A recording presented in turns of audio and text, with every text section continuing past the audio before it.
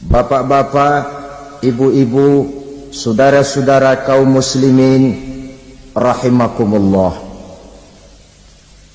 Pada pertemuan yang lalu sudah saya jelaskan bahwa hidup selalu berakhir dengan kematian. Apabila datang kematian menimpa seseorang, datanglah kiamat baginya. Itu yang disebut dengan kiamat kecil. Hakikatnya mati adalah perpindahan dari kehidupan di dunia ini menuju kehidupan di alam barzakh. Menunggu kita di alam barzakh sampai datangnya saat kiamat.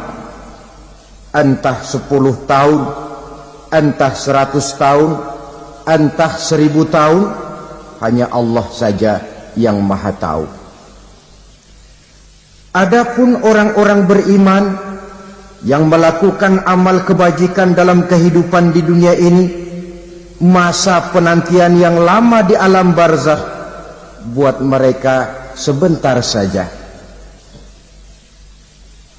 Tetapi bagi orang-orang kafir yang ingkar, yang tidak beriman kepada Allah, yang hidup di dunia cuma menumpuk-numpuk dosa, tentu penantian di alam barzakh akan merupakan waktu yang sangat lama.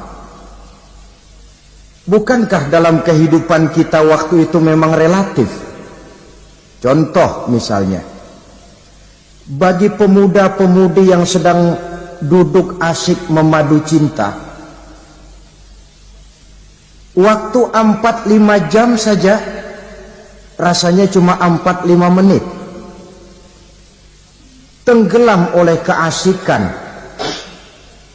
Tapi buat orang yang berbaring di rumah sakit, meratap di balik-balik apa itu tembok derita kata lagu,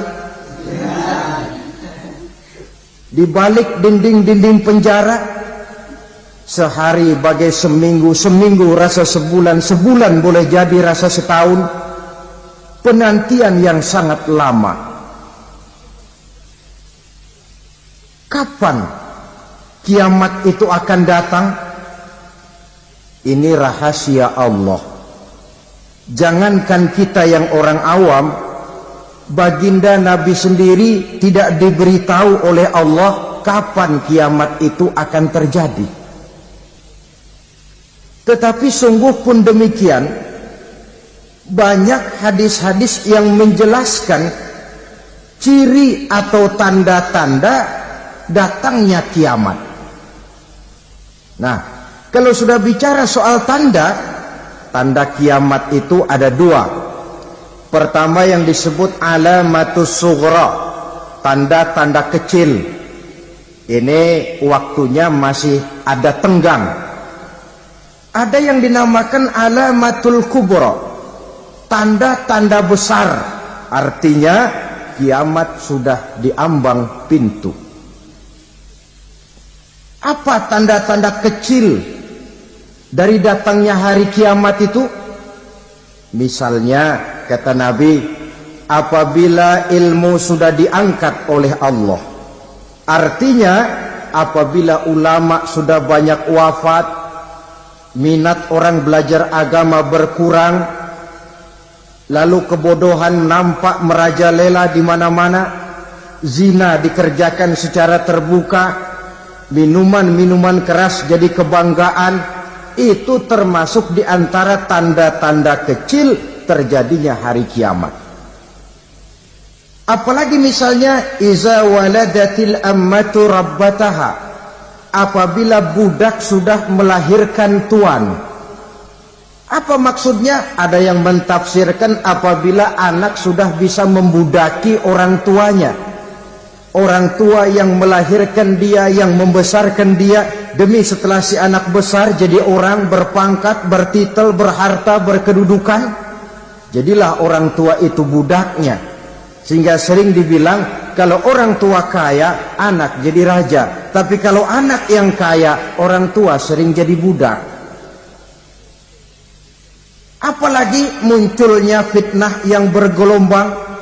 timbul perang antara dua bangsa yang besar, waktu berjalan terasa sangat pendek sekali.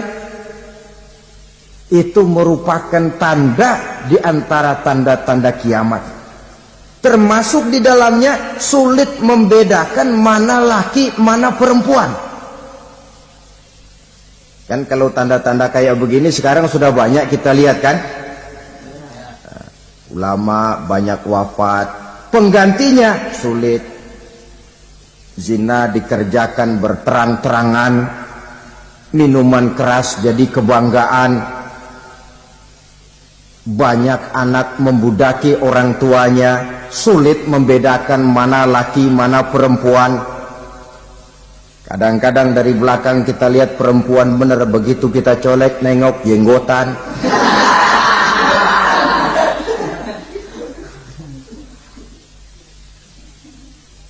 Ini termasuk tanda-tanda kecil, masih ada tenggang sampai akan terjadinya kiamat itu. Nah, yang dimaksud dengan tanda-tanda besar, ini tanda besar artinya kiamat sudah di ambang pintu. Pertama, matahari terbit dari sebelah barat. Apabila matahari sudah terbit dari arah sebelah barat, tertutuplah sudah pintu taubat. Bersabda Nabi kita, la taqumus sa'atu hatta tatlu'a syamsu min maghribiha. Tidak akan datang hari kiamat sampai matahari terbit dari arah sebelah barat. Fa iza tala'at, manakala matahari telah terbit dari arah sebelah barat, wa ra'ahan nasu, manusia banyak menyaksikan itu, amanu ajma'un, mereka pun lalu beriman. Yang tadinya kafir, yang tadinya ingkar, yang tadinya membangkang, setelah melihat matahari terbit dari sebelah barat, buru-buru beriman, berlomba-lomba mengucap dua kalimat syahadat. Tapi apa yang terjadi? Kata Nabi, wadzalika hina la yanfa'u nafsan imanuha lam takun amanat min qabl. Hari itu adalah hari yang iman sudah tidak berguna lagi bagi seseorang apabila sebelumnya memang dia tidak pernah beriman. Au kasabat fi imaniha khaira, atau beriman tetapi tidak pernah melakukan kebajikan di dalam keimanannya itu.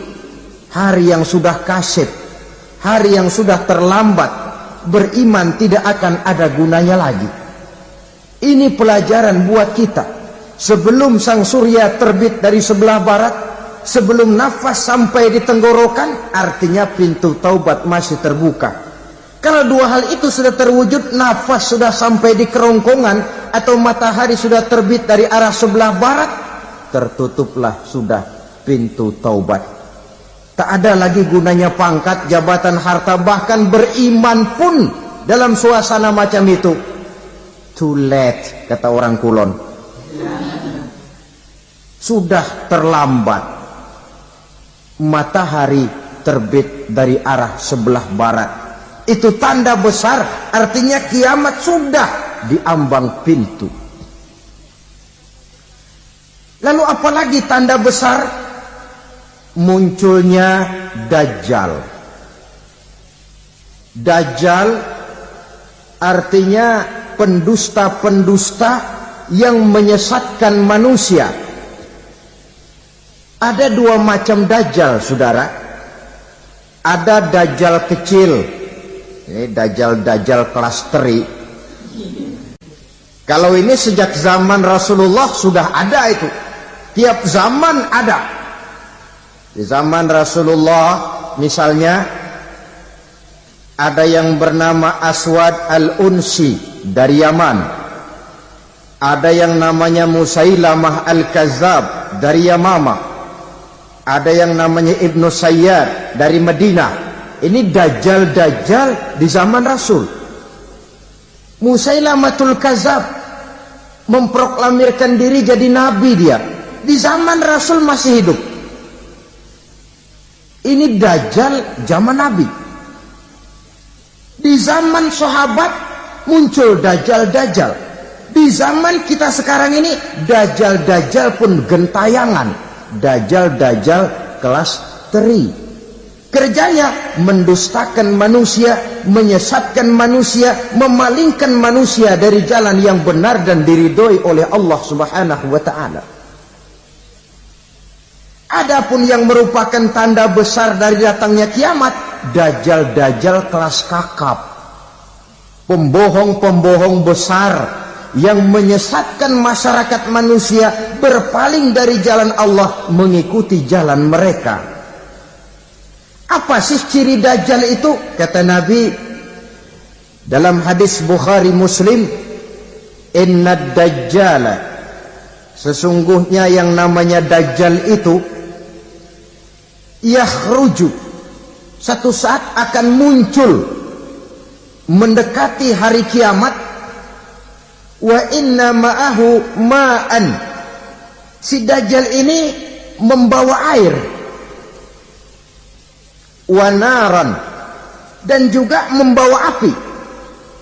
Dua simbol. Di tangan yang satu dia bawa air, di tangan yang satu dia bawa api. Wa ammal ladzi yarahu an-nasu ma'an fanarun.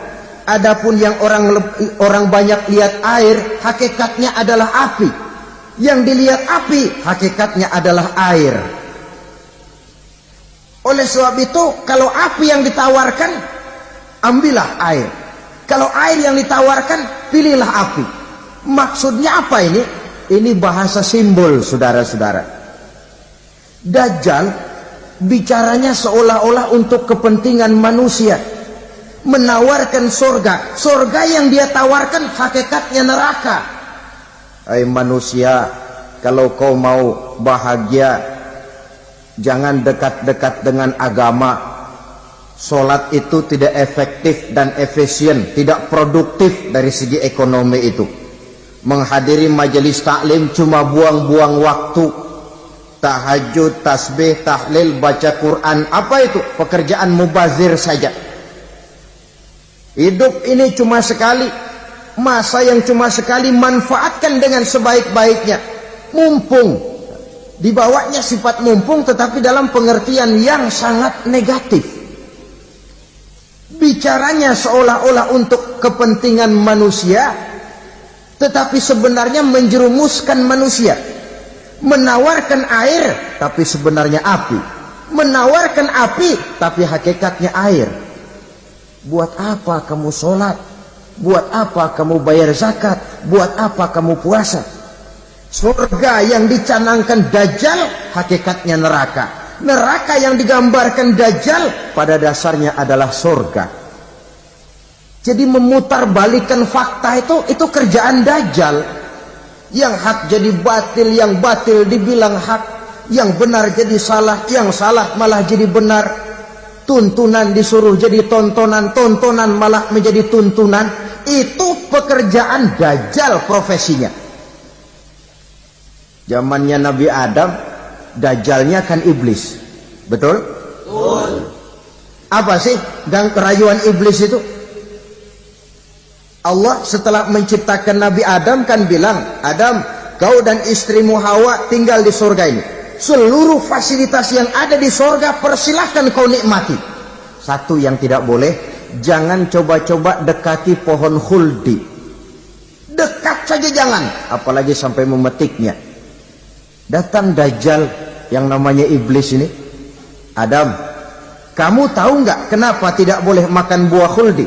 Ya nggak tahu, pokoknya saya dilarang. Bodoh kamu Dam.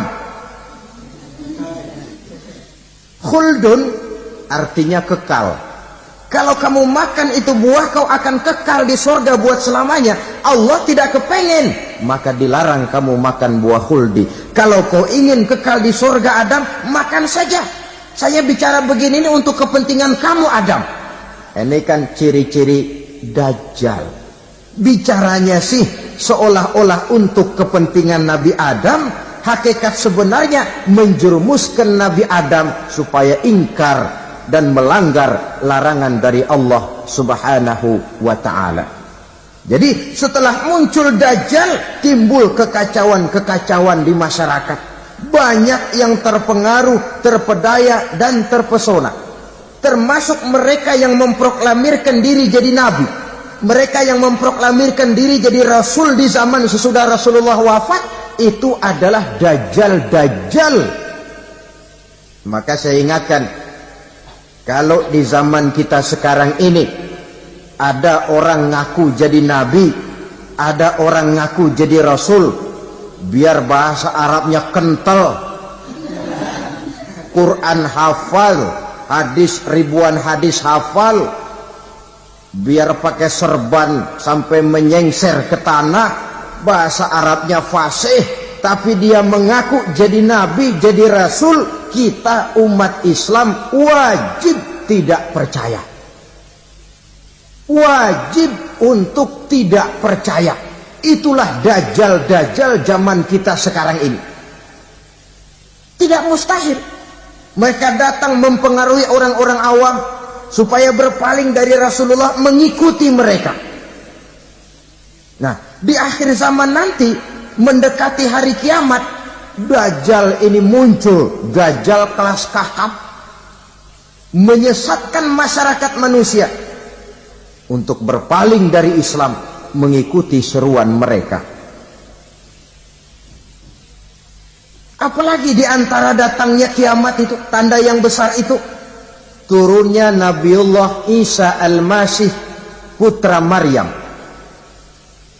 Menurut berbagai hadis yang sahih, Nabi Isa Al-Masih nanti akan turun lagi. Tidak membawa risalah yang baru, tapi meluruskan risalah Islam ini yang telah banyak ditinggalkan oleh masyarakat. Bahkan ada hadis menjelaskan beliau akan membunuh Nabi, mematahkan kayu-kayu salib, lalu melaksanakan haji dan umrah mengikuti syariat Nabi Muhammad, bukan membawa agama baru. Menjadi semacam mujaddid, reformer, menyelamatkan manusia dari bisikan dajjal. Bahkan ada riwayat yang menjelaskan bahwa Nabi Isa berhasil mengalahkan dajjal, mengembalikan masyarakat manusia kembali kepada ajaran Islam yang datang dari Allah, dibawa oleh Rasulullah sallallahu alaihi wasallam. Dengan kata lain, turunnya Nabi Isa bukan sebagai nabi dan rasul baru, tetapi mengikuti syariat Nabi kita Muhammad sallallahu alaihi wasallam. Saudara hadirin, ibu-ibu hadirat yang saya hormati, kemudian apalagi di antara tanda-tanda besar akan datangnya kiamat itu? Keluarnya asap atau awan. Kata Nabi, inna min asrati sa'ah dukhanan yamla'u ma bainal masyriqi wal maghrib. Di antara tanda-tanda kiamat, munculnya awan atau asap yang memenuhi antara langit dan bumi. Ini pun diperkuat dalam surah Ad-Dukhan ayat 10. Fartaqib yauma ta'tis sama' bidukhanin mubin fayughshan nas hadza azabun alim. Bagi orang-orang yang beriman, mereka biasa-biasa saja. Tapi bagi orang kufur, datangnya asap dan awan ini merupakan azab yang kelewat pedih. Barangkali sedikit mendekati gambaran tentang azab yang pedih ini, saya ingatkan alam pikiran kita kepada peristiwa yang belum lama terjadi. Pernah dengar berita bocornya reaktor nuklir di Chernobyl, Uni Soviet? Pernah dengar? Nah. Bocornya reaktor nuklir di Chernobyl yang mengakibatkan ratusan bahkan sangat mungkin ribuan nyawa.